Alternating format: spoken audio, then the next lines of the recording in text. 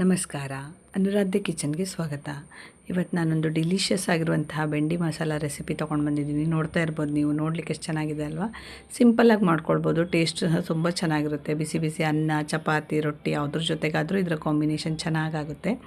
ಇದು ನೀವೇನಾದರೂ ಬೆಂಡೆಕಾಯಿ ಇಷ್ಟಪಡದೇ ಇದ್ದರೆ ಸಹ ಈ ಥರ ಒಮ್ಮೆ ಮಾಡಿದರೆ ಖಂಡಿತ ಪದೇ ಪದೇ ಮಾಡ್ತೀರಾ. ಹೇಗೆ ಮಾಡೋದು ಅಂತ ನೋಡೋಣ. ಸಿಂಪಲ್ ಆಗಿದೆ ರೆಸಿಪಿ. ಒಂದು 1/4 kg ಆಗೋಷ್ಟು ನಾನು ಬೆಂಡೆಕಾಯಿ ತೊಗೊಂಡಿದ್ದೀನಿ. ಬೆಂಡೆಕಾಯಿ ಫ್ರೆಶ್ ಆಗಿದ್ದು ಮತ್ತು ಸ್ವಲ್ಪ ಎಳ್ತಾಗಿದ್ದರೆ ಅಂದರೆ ಬೆಳೆದಿಲ್ಲ ಅಂದರೆ ಚೆನ್ನಾಗಾಗುತ್ತೆ ಇದು. ಸೊ ಇಲ್ಲಿ ಚೆನ್ನಾಗಿ ವಾಶ್ ಮಾಡಿ ಒರೆಸಿ ಇಟ್ಕೊಂಡಿದ್ದೀನಿ ಬೆಂಡೆಕಾಯಿನ.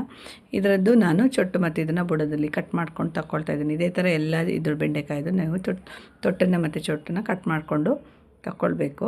ಸೊ ಈ ಥರ ಎಲ್ಲ ನೀಟಾಗಿ ತಗೊಂಡಾದಮೇಲೆ ಇದನ್ನು ನಾವು ಚಿಕ್ಕ ಚಿಕ್ಕದಾಗಿ ಕಟ್ ಮಾಡ್ಕೊಳ್ಬೇಕು. ಈ ಥರ ನೋಡಿ ಜೋಡಿಸ್ಕೊಂಡು ಸಣ್ಣದು ಮೀಡಿಯಮ್ ಸೈಜ್, ತುಂಬ ಇಷ್ಟಿಷ್ಟು ಚಿಕ್ಕ ಸಾಕಾಗುತ್ತೆ. ಈ ಥರ ಮಾಡಿಕೊಂಡ್ರೆ ಈಸಿಯಾಗಿ ಬೇಗ ಬೆಂದುಬಿಡುತ್ತೆ ಅದು. ಬೆಂಡೆಕಾಯಿ ಆಲ್ರೆಡಿ ಬೇಗನೆ ಬೇಯುತ್ತೆ, ಬಟ್ ಈ ಥರ ನೀವು ಚಿಕ್ಕ ಚಿಕ್ಕದಾಗಿ ಮಾಡಿಕೊಂಡ್ರೆ ಇನ್ನೂ ಸಹ ಒಳ್ಳೆಯದಾಗುತ್ತೆ. ಸಾಫ್ಟಾಗಿ ಬೇಗ ಆಗಿ ಹೋಗುತ್ತೆ ನಿಮ್ಮದು ಮಸಾಲೆಗಳು.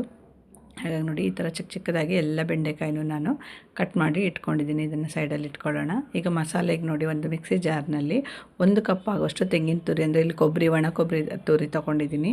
ಅದರಿಂದ ಟೇಸ್ಟ್ ಚೆನ್ನಾಗಿ ಬರುತ್ತೆ. ಹಾಗೆ 1 ಕಪ್ಪು ಹುರಿದು ಸಿಪ್ಪೆ ಎಲ್ಲ ತೆಗೆದಂಥ ಕಡಲೆ ಬೀಜ ಅಥವಾ ಶೇಂಗಾ ಬೀಜ ಅಂತ ಹೇಳ್ಬೋದು, ಅದನ್ನು ತೊಗೊಂಡು ಇದಕ್ಕೆ ಒಂದು 8 ರಿಂದ 10 ಬೆಳ್ಳುಳ್ಳಿ ಎಸಳುಗಳನ್ನು ಹಾಕ್ಕೊಂಡಿದ್ದೀನಿ.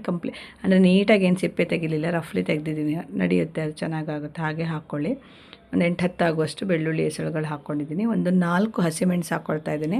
ಖಾರ ಜಾಸ್ತಿ ಬೇಕು ಸ್ಪೈಸಿನೆಸ್ ಅನ್ನೋರು ಸ್ವಲ್ಪ ಎಕ್ಸ್ಟ್ರಾ ಹಾಕ್ಕೊಳ್ಬೋದು. ಒಂದು 8-10 ಕರಿಬೇವಿನ ಎಲೆಗಳು, ಅದು ಸಹ ಹಾಗೆ. ಮತ್ತು ಒಂದು 4 ತುಂಡು ಶುಂಠಿ ಹಾಕ್ಕೊಳ್ತಿದ್ದೀನಿ. 1 ಇಂಚ್ ಅಂತ ಹೇಳ್ಬೋದು, ಅದನ್ನೇ ಕಟ್ ಮಾಡಿ ಹಾಕ್ಕೊಳ್ತಾ ಇದ್ದೀನಿ ಚಿಕ್ಕದಾಗಿ. 1 ಸ್ಪೂನು ಜೀರಿಗೆ, ಹಾಗೆ ಅದೇ ಸ್ಪೂನಲ್ಲಿ 1 ಸ್ಪೂನ್ ಆಗುವಷ್ಟು ಸೋಂಪು ಹಾಕ್ತಿದ್ದೀನಿ. ಇದು ಹಾಕೋದ್ರಿಂದ ಫ್ಲೇವರ್ ತುಂಬ ಚೆನ್ನಾಗಿ ಬರುತ್ತೆ. ಹಾಗಾಗಿ ಅದನ್ನು ಹಾಕ್ಕೊಳ್ಳಿ ಕಂಪಲ್ಸರಿ, ಚೆನ್ನಾಗಾಗುತ್ತೆ. ಸ್ವಲ್ಪ ಅರಿಶಿನ ಕಲರಿಗೋಸ್ಕರ ಒಂದು ಅರ್ಧ ಸ್ಪೂನ್ ಅರಿಶಿನ ಪುಡಿ ಹಾಕ್ತಿದ್ದೀನಿ. ಹಾಗೆ 1 ಸ್ಪೂನ್ ಆಗುವಷ್ಟು ಖಾರದ ಪುಡಿಯಲ್ಲಿ ಹಸಿಮೆಣಸು ಹಾಕಿದ್ದೀನಿ. ನೋಡಿಕೊಂಡು ನೀವು ಖಾರನ 1-1.5 ಸ್ಪೂನ್ ಆಗುವಷ್ಟು ಹಾಕ್ತಾಯಿದ್ದೀನಿ. ಇದು ಸ್ವಲ್ಪ ಕಾಶ್ಮೀರಿ ಆಗಿರೋದ್ರಿಂದ ತುಂಬ ಖಾರ ಏನಿರೋದಿಲ್ಲ. ಸೊ ಹಾಗೆ 1.5 ಸ್ಪೂನ್ ಆಗುವಷ್ಟು ಖಾರ ಪೌಡರ್, ಮತ್ತು 1/4 ಟೀ ಸ್ಪೂನ್ ಆಗುವಷ್ಟು ಇದನ್ನು ಹಾಕ್ತಿದ್ದೀನಿ, ಹಿಂಗಿನ ಪುಡಿ ಹಾಕ್ತಾಯಿದ್ದೀನಿ, ಪೌಡರ್ ಹಿಂಗು.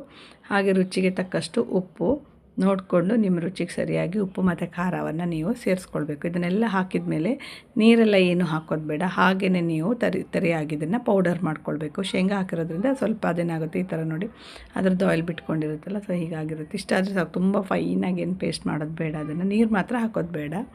ಈಗ ನೋಡಿ ಇಷ್ಟು ಮಸಾಲೆ ಆದಮೇಲೆ ಒಂದು ಬಾಣಲೆ ಇಟ್ಕೊಂಡು ಅದನ್ನು ಸ್ವಲ್ಪ ದಪ್ಪ ತಳದಾದರೆ ಒಳ್ಳೆಯದು. ಅದಕ್ಕೆ ಸ್ವಲ್ಪ ಎಣ್ಣೆ ಹಾಕ್ಕೊಳ್ತಿದ್ದೀನಿ. ಒಂದು 4-5 ಟೇಬಲ್ ಸ್ಪೂನ್ ಹಾಕ್ತಿದ್ದೀನಿ. ಇದಕ್ಕೆ ಸ್ವಲ್ಪ ಎಣ್ಣೆ ಜಾಸ್ತಿ ಬೇಕು, ಯಾಕಂದರೆ ನಾವಿಲ್ಲಿ ಬೆಂಡೆಕಾಯಿನ ಎಣ್ಣೆಯಲ್ಲೇ ಇದು ಮಾಡ್ಕೊಳ್ತೀವಿ, ಬೇಯಿಸ್ಕೊಳ್ತಿದ್ವಿ ಫ್ರೈ ಮಾಡಿ. ಹಾಗಾಗಿ ಸ್ವಲ್ಪ ಎಣ್ಣೆ ಜಾಸ್ತಿ ಬೇಕು. ಟೇಸ್ಟ್ ಮಾತ್ರ ಚೆನ್ನಾಗಿರುತ್ತೆ. ಮತ್ತು ಹೆಚ್ಚಾಗಿ ಬೆಂಡೆಕಾಯಿ ಯಾರಿಗೂ ಇಷ್ಟ ಆಗಲ್ಲ, ಯಾಕೆಂದರೆ ಅದೊಂಥರ ಬಂಪು ಅಥವಾ ಸೊರಳೆ ಆಗಿರುತ್ತಲ್ವ, ಅದು ನೀರು ಹಾಕಿ ಬೇಯಿಸಿದಾಗೆಲ್ಲ ಹಾಗಾಗೋದು ಜಾಸ್ತಿ. ಹಾಗಾಗಿ ಈ ಥರ ಮಾಡಿಕೊಂಡ್ರೆ ಆ ಥರ ಏನೂ ಆಗೋಲ್ಲ. ನೀವು ಇಷ್ಟಪಡದೇ ಇರೋ ಸಮೇತ ಬೆಂಡೆಕಾಯಿನ ಖಂಡಿತ ಇಷ್ಟಪಟ್ಟು ತಿಂತೀರ. ಆ ಥರ ಆಗುತ್ತೆ, ಮಾಡಿ ನೋಡಿ ಒಮ್ಮೆ. ಈಗ ನಾವು ಹೆಚ್ಚಿಟ್ಟಂಥ ಇದನ್ನೆಲ್ಲ ಬೆಂಡೆಕಾಯಿ ಹೋಳನ್ನೆಲ್ಲ ಎಣ್ಣೆ ಕಾದ್ಮೇಲೆ ಅದಕ್ಕೆ ಹಾಕ್ಕೊಂಡು ಚೆನ್ನಾಗಿ ಒಂಥರ ಫ್ರೈ ಮಾಡ್ಕೊಳ್ಬೇಕು. ಈ ಎಣ್ಣೆಯಲ್ಲೇ ಇದೇನಾಗಬೇಕು ಅಂದರೆ ಮೀಡಿಯಮ್ ಫ್ಲೇಮಲ್ಲಿ ಫ್ರೈ ಮಾಡಿದರೆ ಅದರಲ್ಲೇ ಬೇಯಬೇಕು. ಸ್ವಲ್ಪ ಬೇಗ ಫ್ರೈ ಆಗಲಿ ಮತ್ತು ಕಲರು ಚೆನ್ನಾಗಿ ಬರಲಿ ಅಂತ ಸ್ವಲ್ಪ ಅರಿಶಿನ ಪುಡಿ ಹಾಕ್ತಾಯಿದ್ದೀನಿ. ಹಾಗೆ ಒಂದು ಸ್ವಲ್ಪ ಉಪ್ಪು ನೋಡ್ಕೊಂಡು ಹಾಕ್ಕೊಳ್ಳಿ. ಮಸಾಲೆ ರುಬ್ಬುವಾಗನೂ ಹಾಕಿರ್ತೀವಲ್ವ, ಹಾಗಾಗಿ ಇದನ್ನು ಸ್ವಲ್ಪ ನೋಡ್ಕೊಂಡು ಹಾಕ್ಕೊಳ್ಳಿ. ಉಪ್ಪು ಹಾಕೋದ್ರಿಂದ ಏನಾಗುತ್ತೆ, ಬೇಗ ಬಾಡುತ್ತೆ ಮತ್ತು ಬೇಗ ಸಾಫ್ಟ್ ಆಗುತ್ತೆ. ಹಾಗಾಗಿ ಇಷ್ಟು ಹಾಕಿ ಚೆನ್ನಾಗಿ ಫ್ರೈ ಮಾಡಿ ಒಂದು 2 to 3 ಮಿನಿಟ್ಸ್ ಏನು ಮಾಡಬೇಕು, ಇದನ್ನು ಚೆನ್ನಾಗಿ ಫ್ರೈ ಮಾಡಿದ ಮೇಲೆ ಮುಚ್ಚಿಟ್ಬಿಡಬೇಕು, ನೀವು ಬೇಯಲಿಕ್ಕೆ ಬಿಡಬೇಕು. ಸೊ ಎಣ್ಣೆಯಲ್ಲೇ ಬೇಯೋದ್ರಿಂದ ರುಚಿನೂ ಚೆನ್ನಾಗಿರುತ್ತೆ, ಮತ್ತು ಅದರಲ್ಲಿ ಯಾವುದೇ ರೀತಿ ಬಂಪ್ ಅಥವಾ ಸೊರಳಿ ಅಂತಾರಲ್ಲ, ಅದೇನು ಬರೋದಿಲ್ಲ. ಹಾಗಾಗಿ ಚೆನ್ನಾಗಾಗುತ್ತೆ. ಈ ಥರ ನೀವು ಟ್ರೈ ಮಾಡಿಲ್ಲ ಅಂದರೆ ಖಂಡಿತ ಮಾಡಿ, ಮತ್ತೆ ಮಾಡಿ ತಿಂತೀರ ನೀವು. ಹಾಗೆ ನೋಡಿ ಇಲ್ಲಿಗ ಸ್ವಲ್ಪ ಕಲರ್ ಚೇಂಜ್ ಆಗಿದೆ, ಲೈಟಾಗಿ ಬಾಡಿದೆ, ಸ್ವಲ್ಪ ಸಾಫ್ಟ್ ಆಗಿದೆ, ಬೇಗ ಬೆಂದ್ಕೊಂಡು ಬಿಡುತ್ತೆ. ಈಗ ನೀವು ಮಿಕ್ಸ್ ಮಾಡಿ ಇಟ್ಕೊಂಡಂತಹ ಇದೆಯಲ್ಲ ಮಸಾಲ ಪೌಡರನ್ನು ಇದಕ್ಕೆ ಮಿಕ್ಸ್ ಮಾಡಿಕೊಂಡ್ರೆ ಆಯಿತು. ಇದರಲ್ಲೆಲ್ಲ ಹಾಕಿದ್ದೀವಿ ನಾವು, ಉಪ್ಪು ಖಾರ ಎಲ್ಲ ಹಾಕಿರೋದ್ರಿಂದ.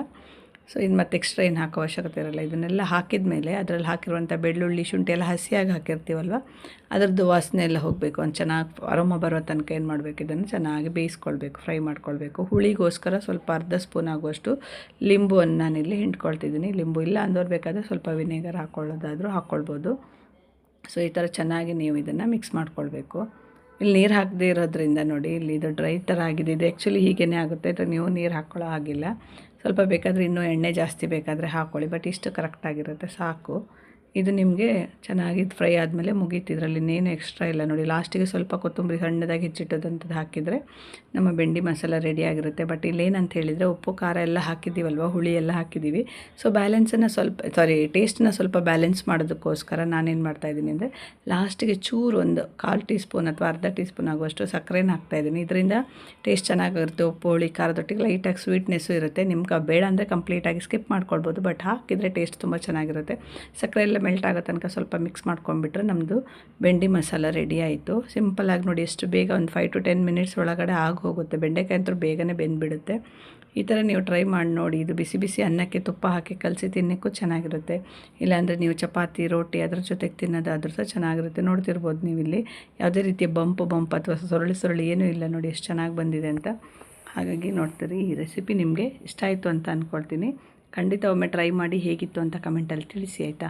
ರೆಸಿಪಿ ಇಷ್ಟ ಆದರೆ ವಿಡಿಯೋನ ಲೈಕ್ ಮಾಡಿ, ಹಾಗೆ ನಿಮ್ಮ ಫ್ರೆಂಡ್ಸ್ಗೆ ರಿಲೇಟಿವ್ಸಿಗೆಲ್ಲ ಶೇರ್ ಮಾಡಿ. ಚಾನಲನ್ನು ಫಸ್ಟ್ ಟೈಮ್ ನೋಡ್ತಾ ಇದ್ದರೆ ಸಬ್ಸ್ಕ್ರೈಬ್ ಮಾಡೋದನ್ನು ಮರಿಬೇಡಿ. ಬೆಂಡೆಕಾಯಿ ನನ್ನ ಫೇವ್ರೇಟ್ ವೆಜಿಟೇಬಲ್ಲು. ಇದರಿಂದ ಏನು ಮಾಡಿದ್ರೂ ನನಗೆ ತಿನ್ನೋಕ್ಕೆ ತುಂಬಾ ಖುಷಿಯಾಗುತ್ತೆ. ನಿಮ್ದು ಯಾವ್ದು ಫೇವ್ರೇಟ್ ಅನ್ನೋದನ್ನು ಕಮೆಂಟಲ್ಲಿ ತಿಳಿಸಿ ಆಯಿತಾ. ಎಲ್ರಿಗೂ ಒಳ್ಳೆಯದಾಗಲಿ. ಶುಭ ದಿನ.